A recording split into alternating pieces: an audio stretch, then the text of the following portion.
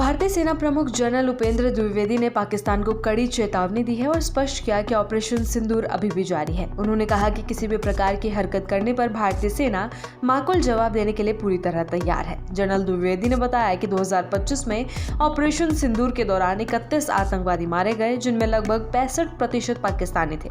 Army chief ने कहा कि नॉर्दर्न फ्रंट की स्थिति फिलहाल स्थिर है, लेकिन लगातार निगरानी और सतर्कता बनाए रखना आवश्यक है। जनरल द्विवेदी ने ऑपरेशन सिंदूर के दौरान देशभक्ति की झलक और मीडिया में इस अभियान को लेकर जो उत्साह दिखा उस पर भी प्रकाश डाला। उन्होंने बताया कि पहली बार कोर कमांडरों को इमरजेंसी प्रोक्योरमेंट पावर दी गई है, जिससे सीमाओं पर आवश्यक हथियार और संसाधनों की त्वरित उपलब्धता सुनिश्चित की जा सके। इस कदम को भारतीय सेना की रणनीतिक तैयारी और तत्परता का संकेत माना जा रहा है।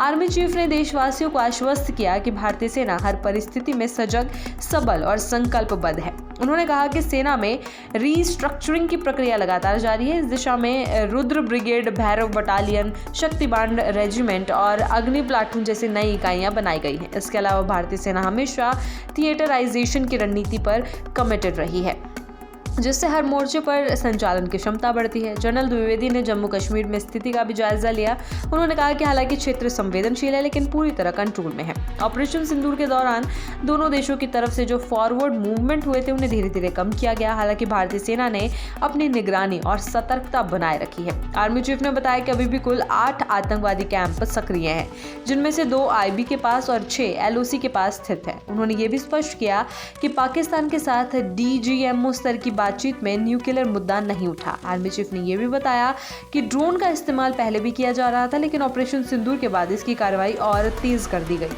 उन्होंने कहा कि तकनीक सीमाओं पर आतंकवादी गतिविधियों पर नजर रखने और त्वरित कार्रवाई करने में बेहद प्रभावी साबित हुई है। जनरल द्विवेदी ने पाकिस्तान को स्पष्ट चेतावनी दी कि अगर किसी भी तरह की हरकत की गई तो भारतीय सेना माकूल जवाब देने में पीछे नहीं रहेगी। उन्होंने ये भी कहा कि ऑपरेशन सिंदूर समाप्त नहीं हुआ है और नॉर्दर्न फ्रंट की स्थिति स्थिर है, लेकिन उसकी लगातार निगरानी और तैयारी बनाए रखना आवश्यक है। आर्मी चीफ ने संकेत भी दिया कि भारत सीमाओं पर अपनी संपूर्ण तैयारी और रणनीतिक बढ़त को बनाए रखने के लिए लगातार प्रयासरत है। सेना प्रमुख ने देशवासियों को भरोसा भी दिलवाया कि भारतीय सेना किसी भी चुनौती का सामना करने के लिए संपूर्ण क्षमता और मजबूती के साथ तैयार है। उन्होंने कहा कि सेना में हुए रीस्ट्रक्चरिंग और नई यूनिटों की स्थापना से न केवल संचालन की क्षमता बढ़ी है, बल्कि मोर्चे पर रणनीतिक लचीलापन भी सुनिश्चित हुआ है। जनरल द्विवेदी ने आतंकवाद और सीमा पार की गतिविधियों पर नकेल कसने के लिए भारतीय सेना की तत्परता को भी उजागर किया। उन्होंने बताया कि ऑपरेशन सिंदूर के दौरान आतंकियों की संख्या में कमी आई है, लेकिन अभी भी सक्रिय कैंप मौजूद है।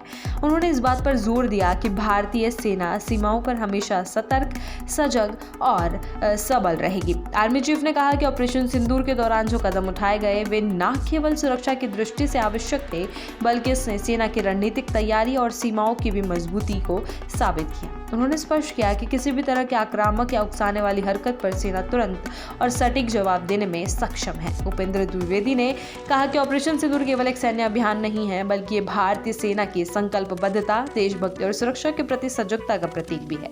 उन्होंने भारतीय जनता और मीडिया को आश्वस्त किया कि सेना अपनी हर जिम्मेदारी निभाने के लिए पूरी तरह तत्पर है और सीमाओं पर किसी भी तरह की किसी भी खतरे की स्थिति में जवाब देने से पीछे नहीं रहेगी।